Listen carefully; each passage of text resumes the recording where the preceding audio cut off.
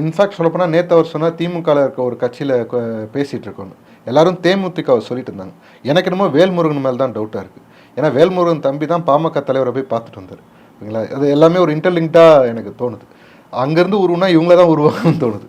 அதே சமயம் வேல்முருகன் இந்த டவுட் வரக்கூடாதுன்ட்டு சின்ன ஒரு குழு இருக்கிறதுக்காக விஜயண்ணாவை அடிக்கிறது, பப்ளிசிட்டி தேடிக்கணும். ஏன்னா விஜயண்ணா பேசினா இன்றைக்கி யார் அவரை பற்றி பேசினாலும் அவங்க தான் டாக் ஆஃப் த டவுன் தேடிக்கணும்.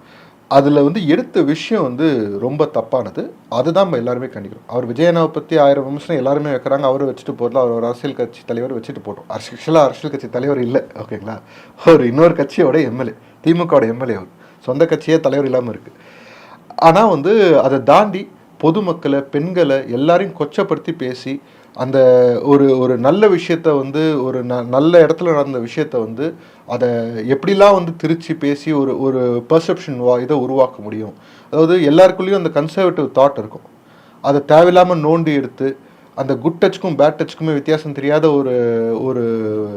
ஒரு இடத்துக்கு போய் நிப்பாட்டுறாங்கன்னா அது மற்ற மக்களுக்கு போதிச்சு அது வகையாக ஒரு பிரச்சனையை பண்ணணும்னு நினைக்கிறது. இதெல்லாம் மக்கள் வெறுக்க ஆரம்பிக்கிறாங்க அப்படின்றது தெரியுது. சார், இப்போ தொடர்ந்து பார்த்தீங்கன்னா வேல்முருகன் விஜய் அவர்கள் மீது ஒரு குற்றச்சாட்டு வச்சுக்கிட்டே தான் வராரு. எதற்காக தொடர் குற்றச்சாட்டுகள் வைக்கிறாரு? இல்ல திமுக தரப்புல இருந்து வேல்முருகனுக்கு அழுத்தம் கொடுக்குறாங்களா? அழுத்தம் இல்லை, அவங்களோட ஜாப் அதுங்க. திமுக எம்எல்ஏங்க அவர் கொடுத்த ஜாப் அவர் செய்யறாரு.